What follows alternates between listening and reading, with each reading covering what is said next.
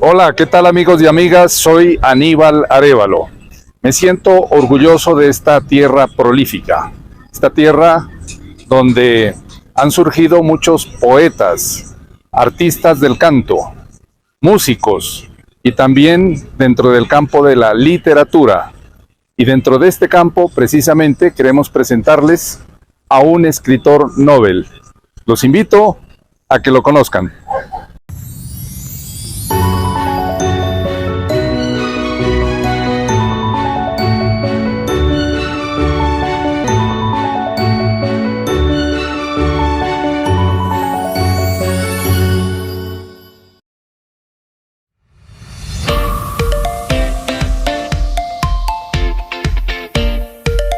El departamento de Nariño es un departamento que ha producido una gran intelectualidad en diferentes campos, en la literatura, en la ciencia, en los estudios científicos, en fin.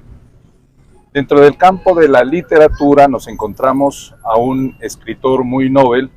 Él es Juan David Bastidas Pantoja, quien ya ha publicado 5 obras literarias y próximamente estará dando a conocer su última publicación. Saludamos cordialmente a Juan David y felicitándolo por ese magnífico trabajo que viene desarrollando dentro del campo literario.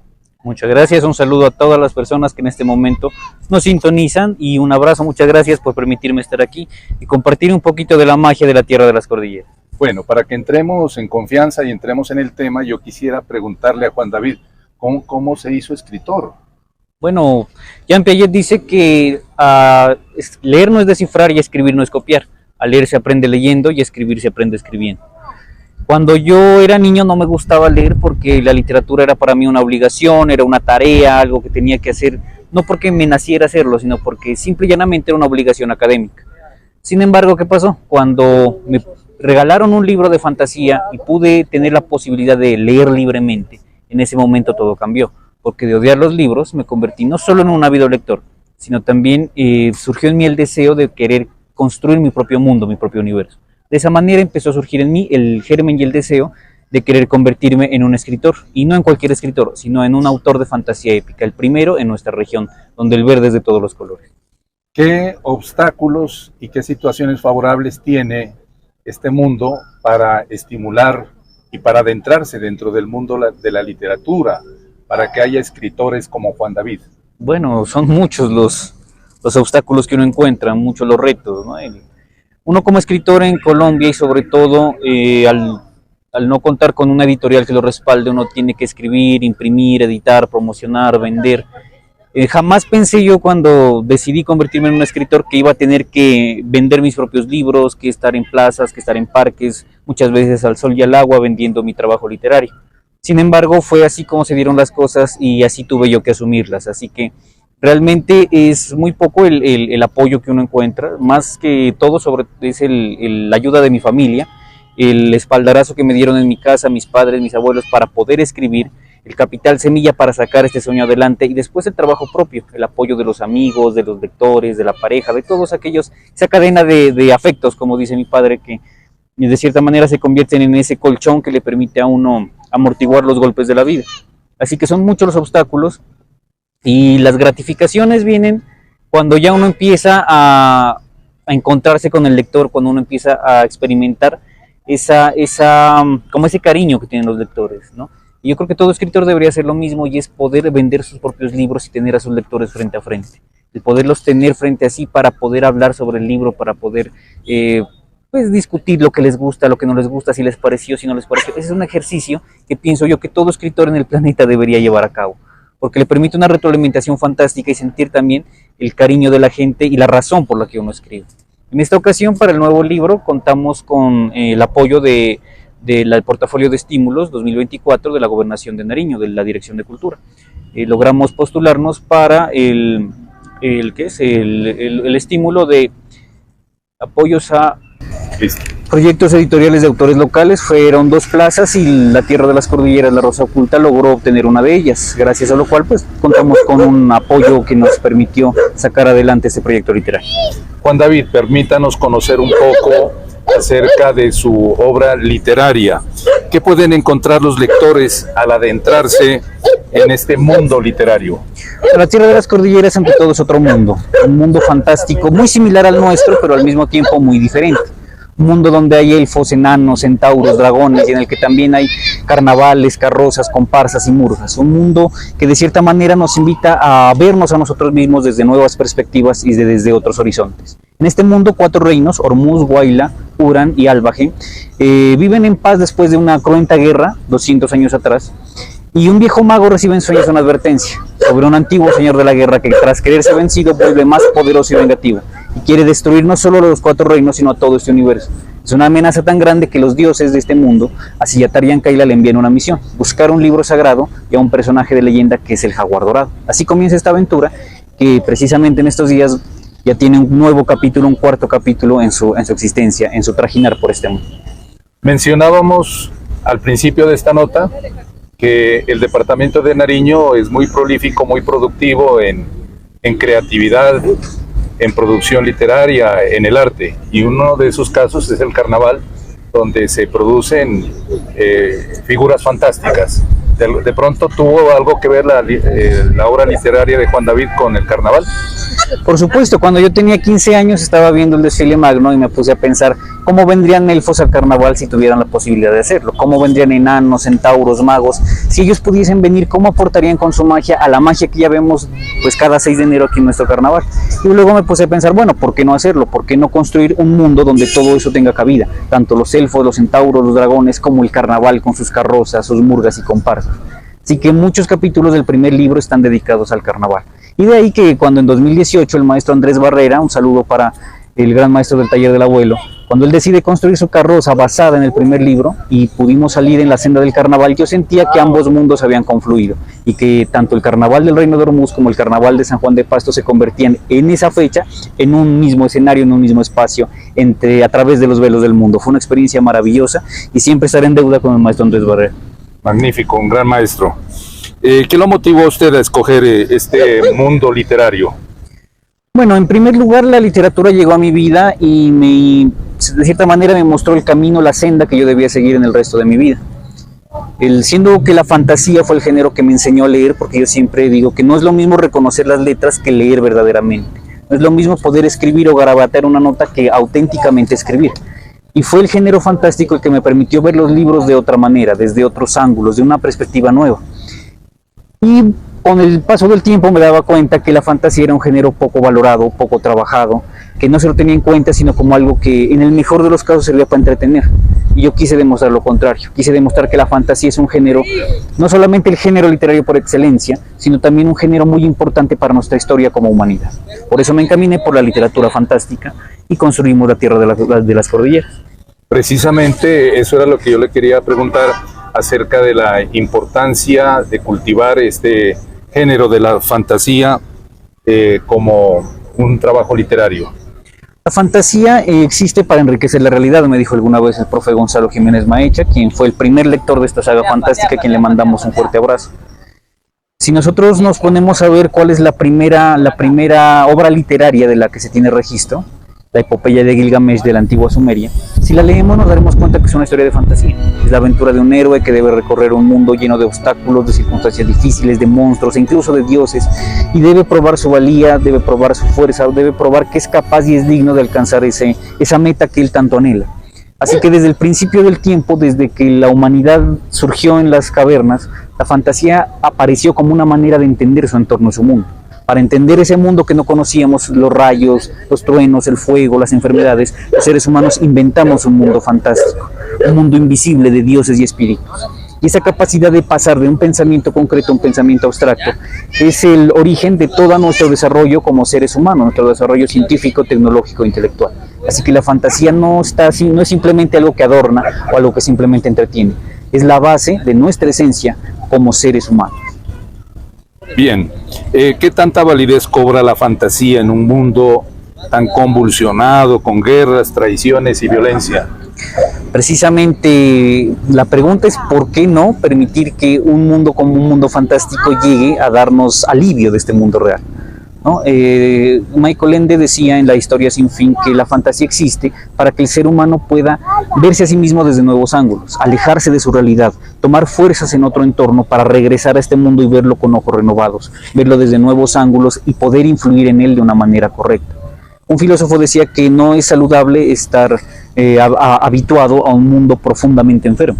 Y precisamente eso decía J.R.R. Tolkien, el gran padre de la fantasía, autor del Señor de los Anillos, cuando mencionaba que la fantasía era una actividad normal e intelectual que en ningún momento afectaba ni a la razón ni a la verdad, y que lo más válido en el hombre agobiado por la carga de sus días era retirarse a un refugio fantástico donde poder encontrarse o reencontrarse consigo mismo. Entonces tal vez la fantasía nos permite darnos cuenta de quiénes somos, y en este mundo convulsionado, en este mundo en el que cada vez importan más las tendencias que los auténticos valores, la fantasía nos permite correr a lo profundo de nosotros mismos y ver qué es lo que realmente somos, qué es lo que va con nosotros y qué es lo que debemos dejar de lado. Precisamente hablando de desafíos, en el momento nos encontramos en que hay una tendencia tecnológica muy avanzada, las nuevas tecnologías, las inteligencias artificiales, donde todo se lo hace. ¿Qué desafío representa para usted esta aparición de estos fenómenos tecnológicos como la inteligencia artificial? Hay una serie que me gustaba mucho cuando yo era niño, se llamaba El Fantasma 2040, era una versión animada de un superhéroe que salía en los cómics, el fantasma que camina. Ese era un mundo ya tecnificado en el que todo lo gobernaba una gran corporación, y uno de los docentes del fantasma le decía que el exceso de máquinas nos vuelve ignorantes, y ese es el problema en la actualidad. Estamos viendo generaciones nuevas que vienen con un IQ más bajo que sus predecesoras. Nunca había pasado algo así. Nunca habíamos tenido una generación que fuese menos inteligente que sus predecesores. ¿Y eso a qué se debe? A que nos hemos confiado demasiado en la máquina, que dependemos demasiado de los objetos. Por eso, por ejemplo, mi libro no está en versión digital. Yo quiero rescatar el valor del libro como objeto, el valor del papel precisamente. Porque no es lo mismo si nosotros, incluso se hizo un estudio en el que se ponían electrodos a una persona que jugaba videojuegos o que miraba el celular, y después esos mismos electrodos medían cómo le funcionaba el cerebro mientras leía. Las conexiones neuronales cuando una persona lee son mucho más profundas que cuando está mirando el celular o cuando está jugando un videojuego. Entonces el ejercicio de escribir a mano incluso es algo tan profundo y tan importante que nos permite a nosotros establecer nuevas conexiones neuronales sin que nos demos cuenta. Entonces, el problema, ¿cuál es el problema? No creo que el problema sea la tecnología, sino lo que nosotros hacemos con la tecnología. Hay un versículo del Evangelio de Felipe, un evangelio apócrifo, que dice que el mismo polen que utiliza la abeja para hacer la miel, lo utiliza el abejorro para hacer el veneno. Entonces, el problema no son las cosas por sí mismas, sino cómo las usamos nosotros y para qué las estamos utilizando. Entonces, frente al papel y al sistema tecnológico, el papel todavía va a perseverar. Por supuesto, hay muchas ventajas que tiene la lectura, y una de ellas, por ejemplo, es ayudarnos a conciliar el sueño. Cuando nosotros leemos en papel, nuestra mente empieza a desconectarse de todo su alrededor, y el movimiento de los ojos simula mucho el movimiento de los ojos en el sueño profundo, y eso ayuda a conciliar el sueño. Entonces, eso es algo que no logramos si leemos en una tablet, o si leemos en el televisor, en el celular o en el computador, porque la luz azul nos inhibe la melatonina, nos inhibe el sueño. Entonces, leer en papel es fundamental para muchas cosas, para desconectarnos de absolutamente todo a nuestro alrededor y poder correr a lo profundo de nosotros mismos. Eso es algo que no lo pueden emular las tecnologías, por muy inteligentes que lleguen a ser. ¿Usted se siente un artista o un escritor? Pues yo creo que las dos cosas van de la mano. El arte y la escritura yo creo que son sinónimos de cierta manera. Entonces, es difícil reconocerse como artista, porque muchas veces la escritura se la toma como algo más cuadriculado, dicen muchos, como algo más esquemático, pero realmente, como dijo Michael Ende, escribir es para mí una forma de experimentar la aventura de la vida, así que el arte y la escritura pues realmente son sinónimos. ¿Cuáles son los retos que se imponen como escritor? Bueno, crear un mundo de por sí es un reto gigantesco, pero bueno, el poder mantener vigente ese mundo, el poderlo, cuando uno escribe, uno es como el titán Atlas que tiene que cargar el cielo en sus hombros, entonces uno cuida, bueno, uno es como el titán Atlas y uno tiene que cargar el mundo en sus hombros, el mundo que uno ha creado, el universo que uno ha construido debe llevarlo siempre a cuestas, y ese es un reto muy grande, el poder llegarle a un nuevo lector, el poder, por ejemplo, estar en la Feria Internacional de Bogotá, como cultivar nuevos lectores en un entorno tan distinto a la ciudad de San Juan de Pasto, ¿no? Es un reto gigantesco estar en Bogotá, promocionar el libro, es un reto también buscar nuevas opciones, golpear puertas, postularse a concursos literarios, tanto aquí en la ciudad como en Colombia y en el mundo.